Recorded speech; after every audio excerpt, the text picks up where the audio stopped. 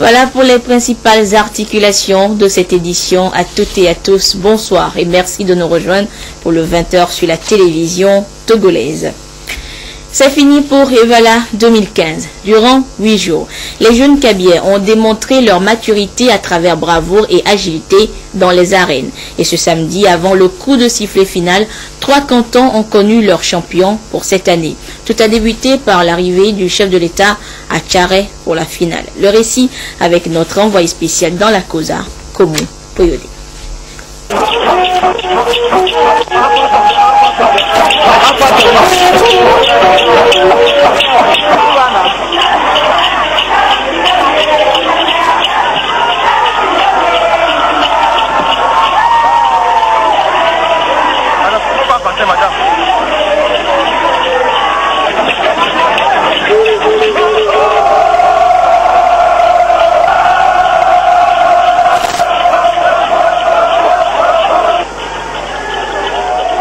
La lutte Evala dans le canton de Tcharé, les empoignades se sont déroulées sur le terrain de dispensaire, un cadre qui a été toujours retenu pour la circonstance.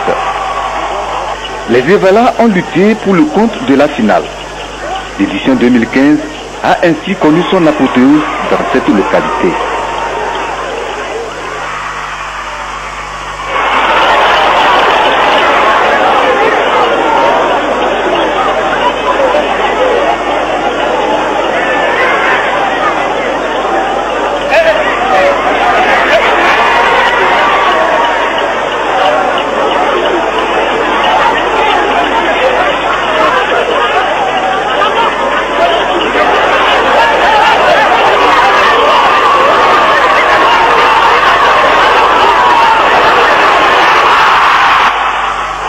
La partie a opposé les Evala de Tcharé en rouge à ceux de Wiamdé en blanc. Chaque camp voulant remporter la victoire, la nécessité d'utiliser...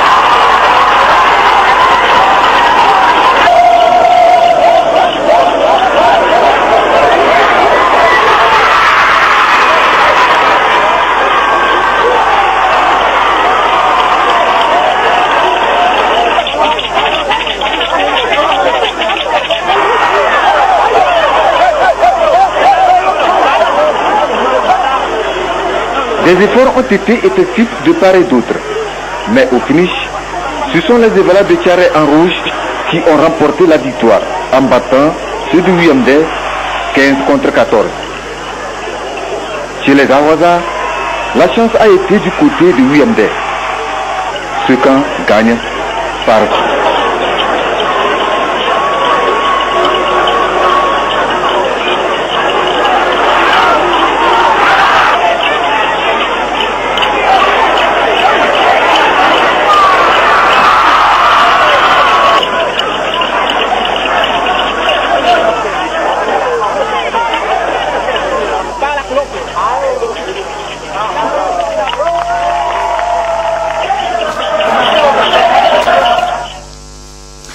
De Tcharé, le président de la République s'est rendu dans le canton de Somdina, aux prises pour ses dernières empoignades, Somdina Ro face à Somdina Ba. Nestor Mouzo. Considéré comme le toit de la Cosa, Somdina offre une vue sublime sur le paysage pittoresque des localités environnantes. Somdina est le deuxième canton à disputer sa finale en ce dernier jour de lutte traditionnelle en pays kabyais.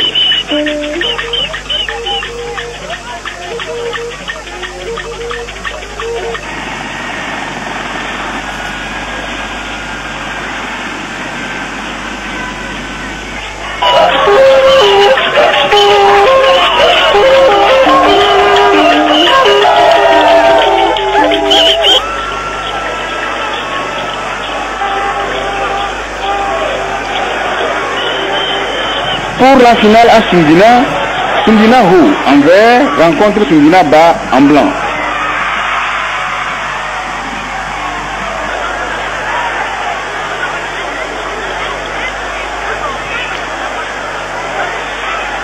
L'initiation des jeunes Kabyais dont l'apothéose est consacrée par ces luttes est une école de vie.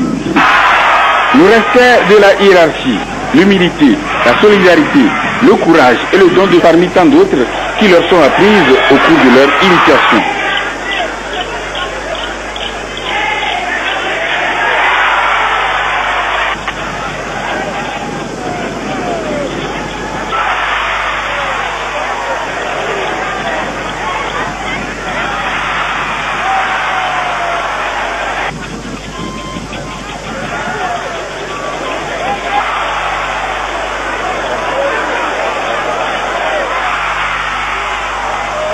Dans l'arène, chacun des lutteurs doit étaler les techniques apprises de ses aînés, parfois faire preuve de spontanéité et de ruse pour gagner.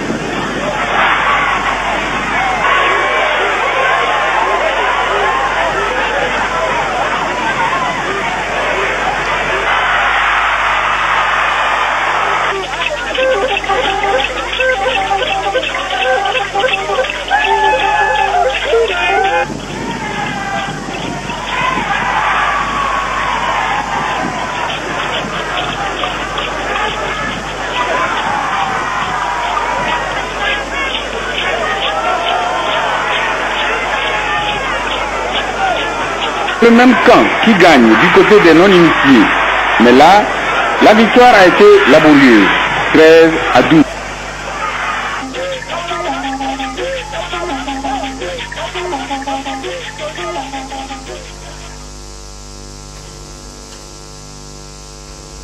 Somdina va donc battu Somdinaro par 38 contre 14. Et la dernière finale des luttes est valable pour le compte de cette année, c'était du côté de Lassa. Et comme dans les arènes des autres cantons, le chef de l'État a admiré l'habileté des initiés et des non-initiés de Lassaro contre ceux de Lassa-Ba. Nous y reviendrons dans le courant de cette édition. Dernières empoignades donc ce samedi dans les arènes de la COSA, mais première célébration ce 25 juillet de la journée africaine des mers et des océans. Une décision de l'Union africaine pour rappeler que la mer est pour les pays côtiers un véritable accélérateur de développement à condition de la protéger. Et c'est la ville d'Anéro qui a abrité cette toute première célébration au Togo et sur le continent. Edem Susukpa. Les mers et les océans au cœur des préoccupations en Afrique. L'Union africaine veut mieux promouvoir l'économie bleue. Et le 25 juillet de chaque année est désormais retenu pour célébrer la journée africaine des mers et des océans. Anéro, ville historique et côtière, première capitale du Togo, s'honore d'accueillir la première édition de cet événement qui va permettre aux acteurs nationaux impliqués dans la gestion de la mer de s'engager une fois encore à proposer des solutions idoines pour la protection de l'environnement marin. Un espace qui constitue l'un des pivots du développement économique et social des pays côtiers. La mer ou les océans représentent dans la vie de nos populations quand même, je veux dire, un pouvoir économique énorme. Et cette mer, c'est les océans aussi qui absorbent au moins 30% de gaz carbonique. Et c'est les océans aussi qui nourrissent les populations avec les poissons. Et au Togo, nous sommes confrontés à un problème qui est le problème de l'érosion côtière, quand on parle de changement climatique. Alors, cette journée nous aide à encore sensibiliser davantage nos populations sur la nécessité de respecter la mer et tout ce qui s'y trouve. Quand on pense que, bon, il y a au moins une faune et une flore importante aussi de la mer et qui nous permettent quand même de nous soigner, il y a lieu quand même d'insister sur cet aspect des choses. Science, application, sécurité future des mers et océans en Afrique. C'est le thème de cette journée. Il en appelle à une véritable prise de conscience dans la protection de la mer, de la pêche illicite, de la pollution, de la piraterie et de l'érosion côtière. L'exposé sur la situation a permis de relever que les côtes togolaises sont menacées et la ville d'Anéro va se retrouver dans les eaux si rien n'est fait. La première route a été déjà engloutie et la seconde abandonnée. La mer gagne du terrain progressivement. Qu'est-ce qu'on peut faire face au sujet d'érosion côtière? Il faut recharger les plages. C'est la solution qui reste.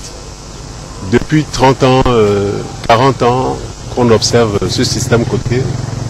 Aujourd'hui, il est clair qu'il n'y a plus de sédiments transportés par la mer du port vers Anéhor et d'Anéhor vers le Cotonou.